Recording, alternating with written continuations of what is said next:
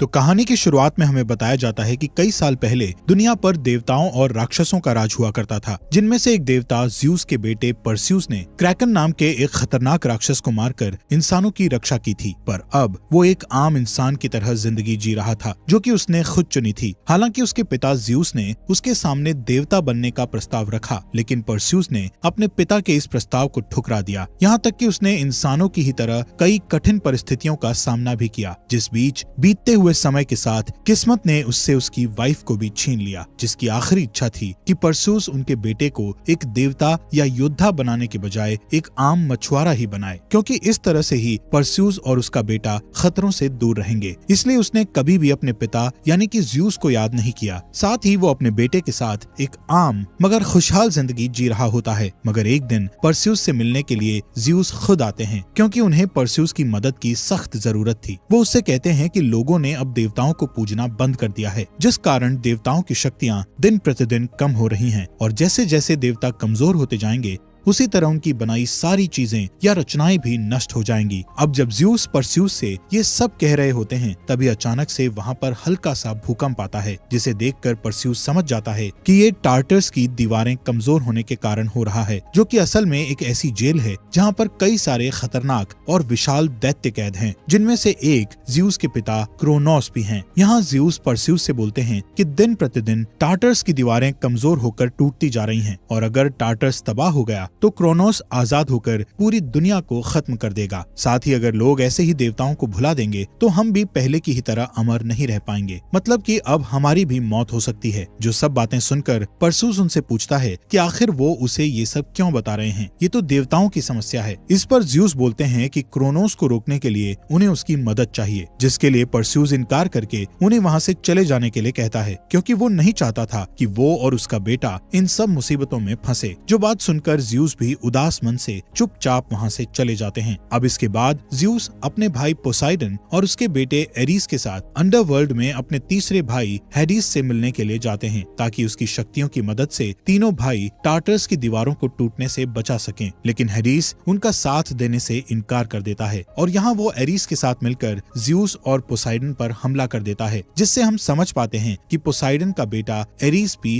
हेडिस से मिला हुआ है, क्योंकि ये दोनों ही चाहते हैं कि वो क्रोनोस को आजाद होने में मदद करें, जिसके बदले वो क्रोनोस से अपनी अमरता वापस हासिल कर सकें। और यहाँ दोनों मिलकर ज़्यूस और पोसाइडन को हराकर कैद कर लेते हैं। इसी बीच हमें दिखाया जाता है कि टार्टर्स की दीवार टूटने के कारण उसमें से अलग अलग खतरनाक क्रीचर्स बाहर निकलते जा रहे हैं, जिनमें से हम एक 2 मुंह वाले ड्रैगन को भी देखते हैं, जो निकलते ही तुरंत परस्यूस के गांव पर हमला कर देता है। जहाँ जब परस्यूस मछलियां पकड़ रहा होता है तो वो इस तबाही को देखकर उस ड्रैगन से सीधा लड़ जाता है, जिस दौरान वो किसी तरह से उस ड्रैगन को हरा तो देता है, लेकिन इस लड़ाई में वो काफी ज्यादा घायल हो जाता है, जिस कारण वो अपनी मरहम पट्टी करवाने के लिए एक औरत के पास जाता है, जो उसके बारे में सब कुछ जानती थी। वो परस्यूस से बोलती है कि लोग देवताओं को भुलाते जा रहे हैं, जिस वजह से हालात दिन पर दिन बदतर होते जा रहे हैं, इसलिए उसे कुछ न कुछ तो करना चाहिए, क्योंकि ज़्यूस के बेटे होने के कारण वो भी एक देवता ही है। अब यहाँ उसकी इस बात पर परस्यूस उसे बताता है कि उसने अपनी मरती हुई पत्नी को वचन दिया है, वो कभी भी अपने बच्चे को इस लड़ाई और खतरे के माहौल में नहीं ले जाएगा। इस पर वो औरत उसे समझाती है कि जब तुमने वादा किया था तब सिचुएशन कुछ और थी, और आज सिचुएशन अलग है, इसलिए उसे अपने फर्ज से मुंह नहीं मोड़ना चाहिए। जिसकी ये बात परस्यूस को सोचने पर मजबूर कर देती है, और वो अपने बेटे के साथ एक जगह जाता है जहाँ ज़्यूस का मंदिर था, मगर उस मंदिर की हालत काफी ज्यादा खराब हो चुकी थी, क्योंकि अब देवताओं को पूजने के लिए यहाँ कोई भी नहीं आता था। हालांकि यहाँ परस्यूस अपने पिता ज़्यूस को याद करता है, लेकिन वहाँ ज़्यूस के बजाय घायल पोसाइडन प्रकट होते हैं, क्योंकि ज़्यूस को हेडिस और एरीस ने बंदी बना लिया होता है, ताकि वो उसकी सारी पावर सोख कर क्रोनोस को जिंदा कर सकें, जहाँ से पोसाइडन किसी तरह से वहाँ से निकल पाए थे। वो परस्यूस से कहते हैं कि क्रोनोस को बाहर आने से अब तुम्हें ही रोकना पड़ेगा, क्योंकि अब देवता पहले की तरह अमर नहीं रहे, इस दुनिया को सिर्फ वही बचा सकता है। यहाँ परस्यूस पोसाइडन से बोलता है कि जब देवता कुछ नहीं कर पाए तो आखिर वो क्या कर लेगा, क्योंकि वो तो बस एक डेमी गॉड यानी कि आधा देवता है। पोसाइडन बोलते हैं कि उसे अपने ही जैसे एक और डेमीगॉड यानी उसके बेटे एग्नोर के पास जाना होगा। वो इस वक्त रानी एंड्रोमेडा के राज्य में कैद है। फिर वो तुम्हें हेफेस्टस नाम के एक आदमी के पास लेकर जाएगा जिसने टार्टस का नक्शा तैयार किया था, जिससे वो वहाँ पहुंचकर क्रोनोस को रोकने के साथ ज्यूस को भी बचा सकते हैं। यहाँ पोसाइडन अब कमजोर पड़ते जा रहे थे, इसलिए वो अपना त्रिशूल परस्यूस को सौंपकर मिट्टी बनकर गायब हो जाते हैं। मतलब कि यहाँ उनकी मौत हो चुकी थी। अब ये देख परस्यूस अपने बेटे को वहीं छोड़ वहाँ से सीधा रानी एंड्रोमेडा के पास पहुंचकर उन्हें सब कुछ बताता है, जो परस्यूस को पहले से ही जानती थी, क्योंकि परस्यूस ने क्रैकन से उनकी जान बचाई थी। इसलिए उन्हें परस्यूस की बात पर विश्वास हो जाता है। यहाँ परस्यूस एग्नोर से मिलता है और उससे बोलता है कि उसे पोसाइडन ने यहाँ भेजा है। यहाँ अपने फादर का नाम सुनते ही एग्नोर उसे यहाँ से चले जाने के लिए कहता है, जिस पर परस्यूस उसे बताता है कि उसके पिता पोसाइडन की मौत हो चुकी है और वो ज्यूस का बेटा होने के साथ उनका भाई भी है। यहाँ परस्यूस उसे समझाता है कि देवता अब पहले की तरह अमर नहीं रहे, इसलिए उन्हें कुछ भी करके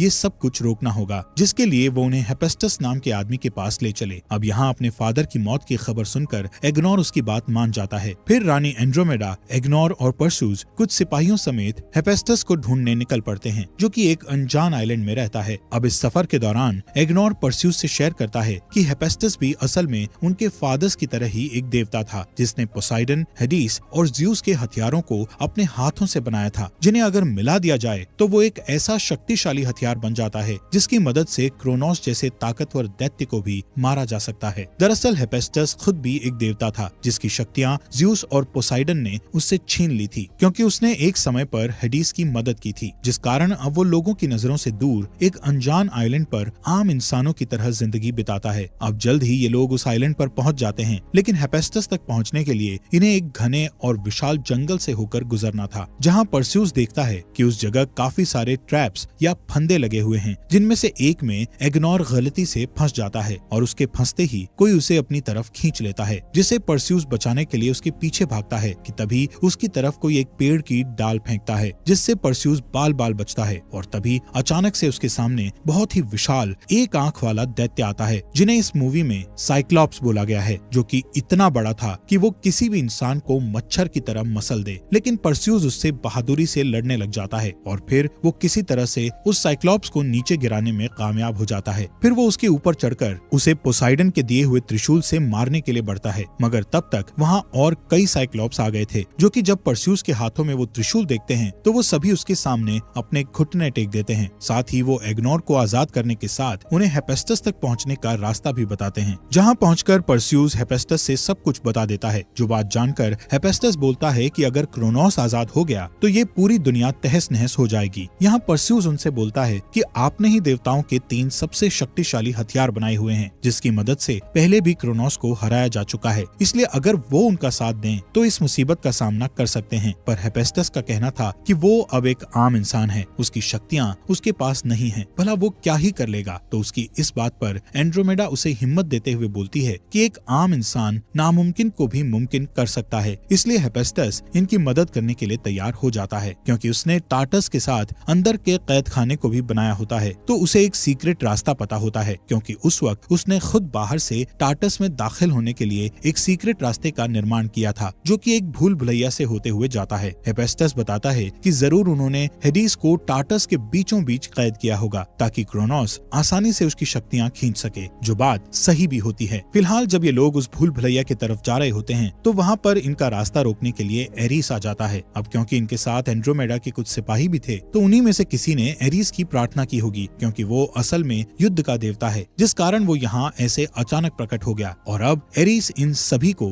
तगड़ी टक्कर देता है, जिसके बाद परस्यूस भी उससे लड़ने की कोशिश करता है, मगर वो उसके सामने बिल्कुल भी नहीं टिक पाता। हालांकि इन सब के बीच हेफेस्टस ने वो सीक्रेट डोर ओपन कर दिया होता है, जिसके जरिए ये लोग टार्टस में पहुंच सकते थे, और हेफेस्टस जल्दी से परस्यूस, एंड्रोमेडा और एग्नोर को उस दरवाजे के अंदर भेज देता है। लेकिन यहाँ एरिस हेफेस्टस की जान ले लेता है, जिसके बाद हमें परस्यूस और बाकी सभी को दिखाया जाता है, जो कि एक नक्शे के सहारे इस भूल भुलैया को पार करने की कोशिश कर रहे होते हैं, जहाँ रास्ते में उनके सामने मिनोटोर नाम का एक अजीब सा क्रीचर आता है, जिसे परस्यूस मारने में कामयाब हो जाता है। वहीं दूसरी तरफ ज्यूस, जो शक्ति खींचे जाने की वजह से अब कमजोर पड़ चुका था, वो हेडिस से कहता है कि उसने इन सब के लिए उसको माफ कर दिया है और अब वो भी उसे माफ कर दे, क्योंकि उसने हेडिस को अंडरवर्ल्ड में भेज दिया था। यहाँ दोनों ही एक दूसरे को माफ कर देते हैं और हेडिस फैसला करता है कि वो ज्यूस को यहाँ से आजाद करवाएगा। पर तब तक वहाँ एरिस आ जाता है जो हेडिस को ऐसा नहीं करने देता और उन दोनों में इस चीज को लेकर लड़ाई शुरू हो जाती है, जिस बीच एरिस ज्यूस के हथियार से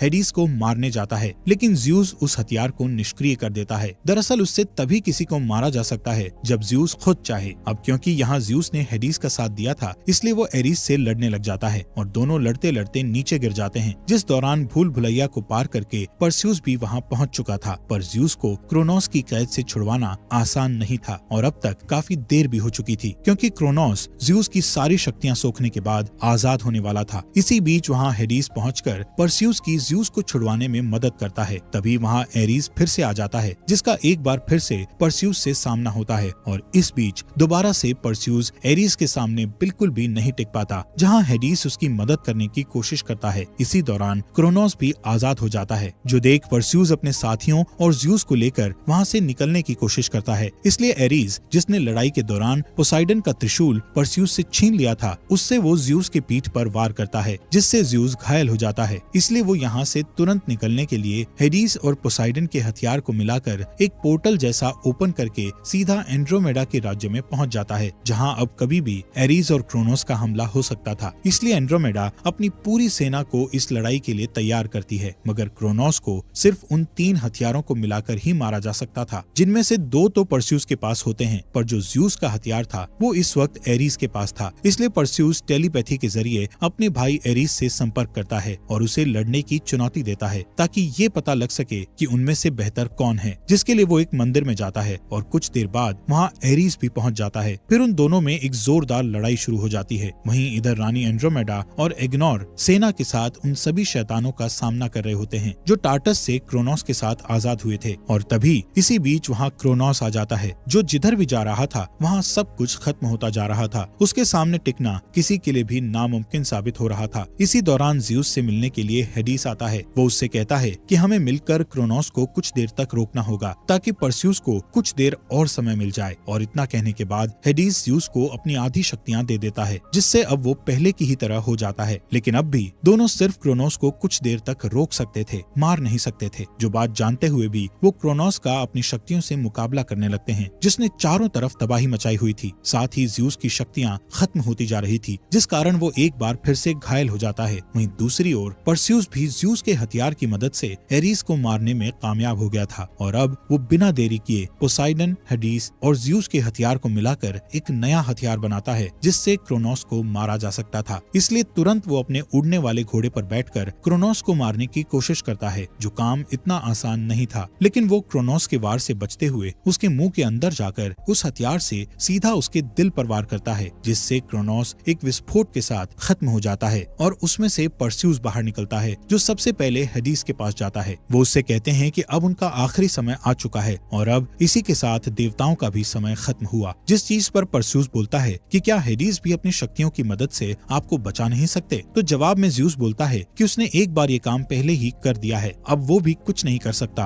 और फिर ये बोलते ही ज्यूस भी धूल में बदलकर वहाँ से गायब हो जाते हैं, क्योंकि देवताओं की मौत ऐसे ही होती है। अब ज्यूस के मरने के बाद हेडिस परस्यूस से बोलता है कि उसकी भी सारी शक्तियाँ खत्म हो चुकी हैं और ये बात बोलकर वो भी वहाँ से चला जाता है। अब इसके बाद परस्यूस एंड्रोमेडा और एग्नोर से जाकर मिलता है, जो इस लड़ाई को जीतकर काफी खुश थे। यहाँ एंड्रोमेडा और परस्यूस एक दूसरे को पसंद करने लगे थे, इसलिए उनके बीच प्यार का इजहार होने के साथ दोनों एक किस भी शेयर करते हैं। जिसके बाद परस्यूस अपने बेटे के पास जाता है, जो अपने फादर से पूछता है कि वो वापस कब जाएंगे। तो जवाब में परस्यूस बोलता है कि वो वापस नहीं जाएंगे, बल्कि अब वो अपनी जिंदगी एक योद्धा की तरह जिएंगे। फिर वो उसे बताता है कि वो महान ज्यूस का पोता है और साथ ही वो उसे अपनी तलवार देकर कहता है कि क्या वो इस तलवार का भार संभाल पाएगा, जिसके जवाब में उसका बेटा हाँ में जवाब देता है। और इसी के साथ ये मूवी यहीं एंड हो जाती है।